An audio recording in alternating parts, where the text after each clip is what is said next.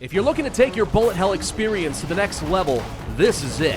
Hey folks, my name is Pravus, and welcome to Kill Night. This is an arcade-style action shooter where you play as a warrior banished to the abyss to slay demonic hordes in eldritch realms. This game has been described as Doom meets Hades, with a dark fantasy stylization you might get out of a game like Blasphemous. It's fast-paced, it's brutal, and god, it is an adrenaline experience. Now, this game actually just released, and it is developed by PlaySide, the same studio that created Age of Darkness Final Stand, another dark fantasy game. So they seem to be on theme here. Now, to celebrate the release, they are sponsoring me to take a look, and I'm more than happy to do that. I actually tried out the demo for this game some time ago, which was really quite fun, and they seem to have only improved it since then. So we're going to jump into a game, and I'm going to show you how this is going to work. Of course, as you watch this video, if you like what you see and you want to learn more, there will be a link in the description down below. We're going to start with the first of 5 different levels of Eldritch Hell, Solitude. And here we go. There's going to be a lot going on the screen here. I'm going to try to explain as best I can, but it's pretty fast-paced, so yeah, forgive me if you get a little bit lost. So as a kill knight, we are wielding a pair of demon-slaying pistols, with which we will kill as many enemies as dare to face me. It's not the only weapon in our arsenal, though. We also have some heavy weapons, which at the beginning of the game looks like a shotgun, but there are many other kinds. And as you just saw, we also spun around with a sword. We need all of these in order to survive this realm of the abyss. Now, as I kill all these demons, you see they're dropping some little red crystals. This is going to start building up a meter at the very top of the screen, which is for my kill power. And the higher my kill power is, the faster my character can move and the more damage my pistols will do. So you really want to build this up. But sometimes, instead of simply gathering up the red crystals, we want to suck them up, like I just did now. You may have seen it kind of just shot toward my character. This builds up my little blue meter in the bottom left, which is called Wrath. And this lets me fire off a really strong attack like now. There we go. Boom. See? Pretty great for taking down some big enemies, or making their armor explode if they are armored enemies. And also, whenever you kill enemies with that kind of an attack, they drop some health on the ground. So you kind of have to decide, as you kill enemies, do I gather up their essence in order to become just passively faster and do more damage, or do I want to use a really, really powerful attack, which kind of gives me the sustain that I need to keep myself going for a while. By the way, I'm going to use my heavy weapon here. You see it's kind of a machine gun. That's kind of the thing you can do. You can swap out some different heavy weapons. They have different effects. It's pretty nice. However, heavy weapons do not have an infinite amount of ammo. So, you can use them for a little bit, but if you want to get any additional heavy ammo, you're going to have to use the sword. I mean, we could do like a little spinny blade like that right there, and that gets me some little bullets. You may have seen that very briefly. Now we can use a bit more heavy attacks if we want to. So this is where you need to flow several different types of attacks together if you want to. Now that big purple enemy right there at the top, that is a carapace enemy right there. It's kind of extra strong. We can beat it just by shooting it eventually, but if I save up a really strong Wrath attack, then I actually can make it explode, which you're going to do in just a second. Let's gather a little bit more. Perfect. Boom. There we go. And that clears out a whole lot of enemies. So you want to use those against enemies when you can. But, you know, you got to choose, am I going to save up the attack or am I going to make use of it right now? It's up to you. Now, you may have noticed also, as we use up our bullets for our pistols, we have a little gray bar that kind of goes in the reload screen there.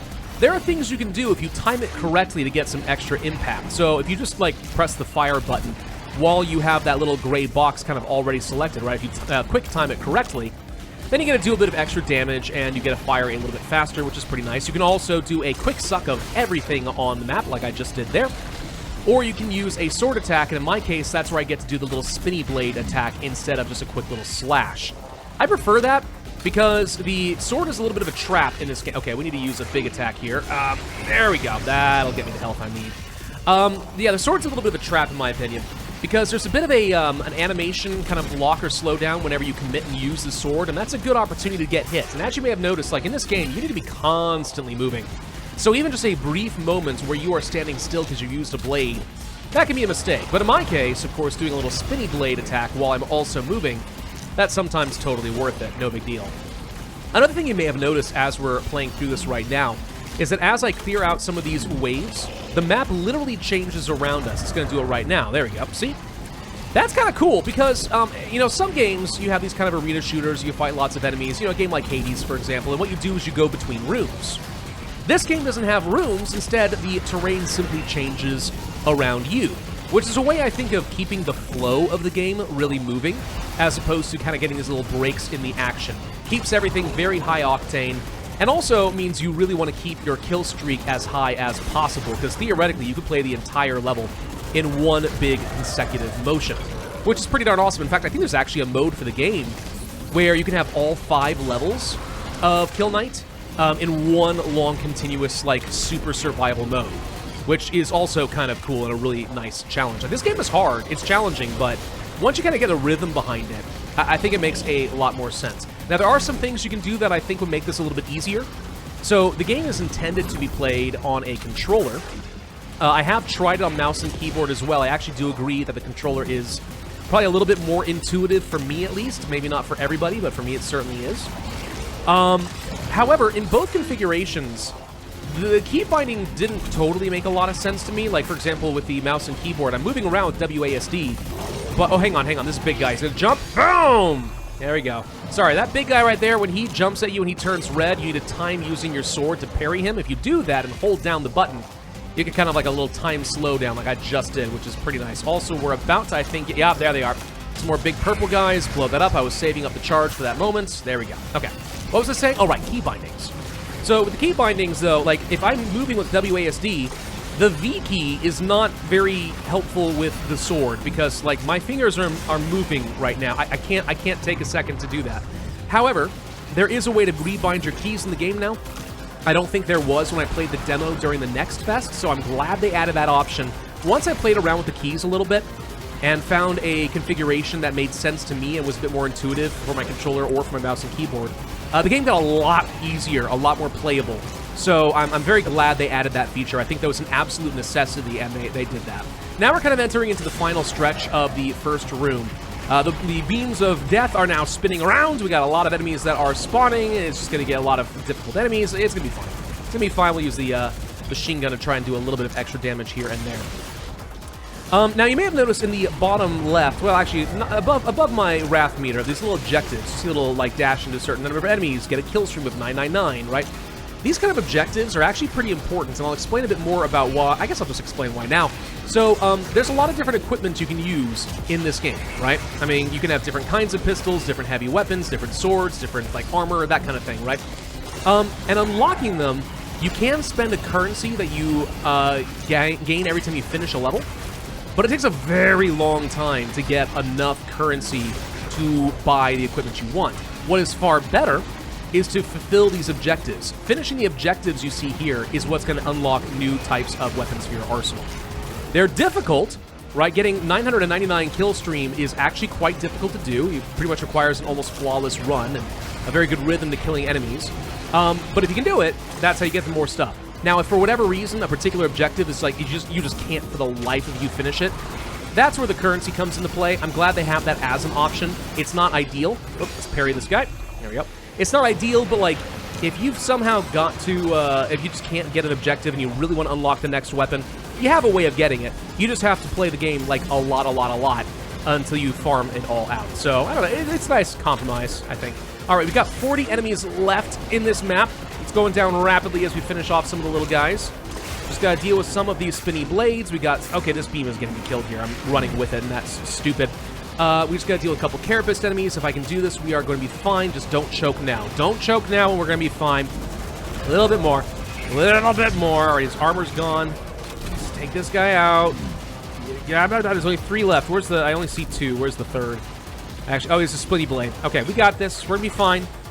Come on, a little bit more, a little bit more, a little bit more. Just go ahead and do that. There we go. And that finishes off the first map. Now we gotta take a look at our score. Getting score is kind of the objective of the game, I suppose. Get as good of a ranking as possible. We got a B rank. Not great, but you know, not bad. And that's enough to put me at 21st place in the world right now. Of course, I'm playing the game before it comes out, so I'm kind of cheating, but yeah, there you go. All right, so that went pretty well. Now, if you want to change up your equipment between runs, you can do that down over here. And this is where you can see we have the different types of, let's say, pistols or heavy weapons, a sword, your armor, a trinket, you know, all little useful things, extra dashes, do damage when you run into an enemy, things like that, right? But you can also see that this is where, like, if you want to be getting an upgrade, it's either 4,000 tokens or complete a goal. So completing a goal is almost always going to be the faster choice if you can do it. Anyway, let's go ahead and jump into the second level of the game, Entanglement. And here we go. I haven't actually beaten the second level as of this point, so I'm going to be focusing, I think, mostly on just trying to survive in this particular run. Objectives are cool and all, and I want to unlock new stuff, but for now, I like to actually know what to expect. I want to actually beat this level, and then I can plan my arsenal out accordingly to try and maximize my chance for some success. Right off the bat, you're going to notice that there are a lot of enemies in a pretty big arena over here. That's a little bit of a problem. There's also these towers, which you can see if I run over by them. I got a big circle around them, and they go boom, which does kill the demons, by the way. So I might be able to use that to my advantage, but it is one more obstacle that I'm going to have to worry about, which is a little bit scary. I've seen some footage of, like, the end game content, like the final level, and, woo, this game gets tough. Like, these obstacles get absolutely insane at some point. I do not think that this game is for the weak-willed. This is the kind of game that will probably require a lot of work to beat, and a lot of skill and a lot of practice. I think maybe some people are going to be naturals, so they can pick it up, like, almost instantly and have no problem at all. I'm not one of those people. I can tell you that this would probably take me, I want to guesstimate at least like 15 hours in order to beat the game. That'd be my guess, but I could be completely wrong on that. Might take 40, might take 100. Might be as easier than I think. I don't know. Just depends on how I'm feeling at the time. Whether I ate my Wheaties this morning, so I'm operating at peak efficiency. I have no idea. You know one thing I really love about the game, though? Besides just the fact that it's freaking awesome. The art style and the music are great. Big boy, hang on, parry! Ah, there we go. The music and the art are great. They're really cool to look at. Like, look at the backgrounds, not just like what I'm doing here, but like, look at the background in the corners of the map. I can't spare a lot of attention to look at it, but like little things like that are really, really cool to look at as we descend further and further into the abyss. And the music's great. Like, you'd think it'd be just like a bunch of like death metal, you know? A little bit, oh, we got explodey boys now. A little bit too strong on the ears, you know? This is the Death Knight, and I am the Knight of the Death! Right, that kind of, I don't know, like something, but no, it's not like that at all. It's got this kind of slightly, I won't say quite ethereal, but there's something kind of alien-like electronic to it as well. It's just great. It's really good to listen to. They did a phenomenal job on that. Okay, I recognize that big chargy boy over there. He's your classic herder, charge at, don't stand in his way, dum-dum. Don't go to the Prometheus school of running away from things. Just jump to the side and you'll be fine. Those big enemies, by the way, great way of rooting your kill streak. Really good way, because it times down over time. It's not just like when you take damage. Like, if you haven't killed anything in a few seconds, it naturally goes back down to 0 anyway. So if you haven't saved up some of your big charging attacks and your heavy ammo, those are the ones that are going to ruin those achievement runs. Absolutely going to ruin those achievement runs. So you got to know when they're coming. That's where it's very helpful to play the same level multiple times, so that you actually remember what to save your ammo for, and stuff like that. Be prepared, right? Not a big fan of these spinny blades, by the way. These spinny blades are... I mean, you can use your sword to, like, knock them around, kind of ping-pong them around a little bit, and that's probably smart, but I find that more often than not, I struggle to figure out where they're going to go. We're rapidly approaching the point where I usually die in Mission 2, so let's see if we can do any better today. Gotta tighten myself up a little bit. Clench those abs. Right, okay, new enemy type. I know what this thing does, so that's why I'm saving my heavy attack. We just took that sucker right down. There's gonna be more of them, don't worry. Those guys, they, like, are gonna lay down a new laser beam to attack you, but they kind of track you. You have to, like, time your dodges. You'll see. Speaking of laser beams! Yeah, this is what gets me killed. So these little guys are gonna start kind of crossing around. We got... I wish I had 2 dashes. I'm wearing the equipment where I only get 1. That is a mistake. I'm feeling like if I had to do this mission again, I would probably use 2 dashes. This will make it a lot easier to get around some of these laser beams. Big boom up there. Big boom. Give me that health. All right, so getting close up to full health at this point. That's probably the best I could possibly have hoped for. All right, here's some new little enemies. Yeah, you can see they're going to kind of track you, and there we go. Fire off a beam. Then they reposition themselves. They got a lot of health. Yeah, I don't like these guys. Kind of want to save up for a big wrath attack, which we should be able to do right now. Boom! That takes down 2 of them. Okay, moving on. All right, we're now in a new territory. Now I'm not really sure what to expect. The game is trying to tempt me with an achievement run. Hang on, big boy. And that's a parry. There we go. I saw that just barely. Yeah, it's trying to tempt me with, go ahead and dodge into 75 enemies in order to kill them with your dire thorn armor or whatever it's called. Not going to fall for it, though. It's tempting. If it happens on its own, that's great. But I'm not going to get tempted. Okay. I don't know what that's... Whoa! All right, we got a new type of spinny enemy. This one fires off a proper bullet hell. Okay, I hope there's not a whole lot more of those to look forward to. Good God, they just keep coming, though. The denizens of the abyss, they're restless. They don't like that there's a knight amongst them killing them. Now, what is the story for this game? Now, that's something that's, I think, a little bit... I could use a little bit expounding on it. I think at the beginning of the game, there's a little bit of kind of like some, I don't know, cinematic shots. But my understanding from the Steam store page, at the very least, is we were a loyal knight who was betrayed and then banished to the abyss, and we're basically now a corpse in living armor, slaying all of the demons for reasons? I don't know. The thing is, like, on one hand, they could just, like, make this a stronger story, and the developers could, like, kind of spoon-feed me a little bit of that to kind of give me a background, which is kind of cool. At the same time, I feel like almost not knowing is kind of half the fun, too. Right? It's like Dark Souls. Sometimes you don't need to know what you're getting yourself into. Just, like, run into it, maybe you discover it on your own, but in the meantime, the world is mysterious and dark and creepy and awesome. And sometimes that's good enough. So I respect it. I do respect it. But if I find out there is more to the story, I certainly wouldn't be opposed to learning a bit more about that, too. All right, this is getting a little untenable. There's a lot of laser beams all going off at once. Please stop. But we're still full health. Somehow. I don't really know how we're pulling this off, but we are. So we'll just heavy machine gun. Okay, I'm a really bad shot, it turns out, with the heavy machine gun. Thank God we got some seeker shots, and okay, we survived that. We're moving on to the next arena. Big chargy boy. That's no good. No bueno. Okay, that's new. He does a stompy ring, and he shoots things out the side when he okay. So the same enemy they just introduced me to has gotten an upgrade already. He's leveled up. He's reaching his final form. That does not bode well for me. This is where I see having the sword I have as being really useful. Because the sword I've got... Okay, this is also untenable. And there's so many exploding towers. Oh my god, what is going on here? Oh my god, oh my god. The sword I'm using is capable of absorbing enemy shots. So I could see that being a necessity for this particular level. I could. I think I just saw a big chargy boy come down. Yep, there he is. Okay, I'm gonna just keep dodging for a second. This is too many enemies. So many explosive towers. Maybe I'm getting trapped in the corner. Maybe I can use these to my advantage. We're somehow still alive. I don't know how. I'm just sort of keep moving and praying, and it somehow still works. Two spinny boys! Stop! Oh, God. Okay, no, it's fine. It's fine. We'll just have to do a big... You know what? Exploding's up there. I see the carapace. We're going to take that down. Come on, tower. Take these things out. Yeah, take them out. Come on. Come on. Come on. I'm losing too much health. I'm losing too much health, man. Oh, gosh. Okay, there's only 3 enemies remaining. I just saw that. Okay, we actually have a chance here. 1 left. 1 left. It's this guy. Yeah! Yeah! All right, that felt good right there. Woo! Okay. See how much harder that level was compared to the previous one? Ah, I still only got a B ranking, though. It's fine. I'm happy to make it through that. So now I have a better idea what kind of stuff I want to take in there if I really want to beat that level resoundingly. That is cool, dude. That is actually really, really quite fun. So we now have Viscera as the 3rd level unlocked, and then there are 2 additional ones after that. And I've unlocked nothing new as far as my equipment, but, yeah, I probably want to farm the previous levels a couple more times in order to get some of the new stuff, and we'll take that with me. And that could be pretty darn cool.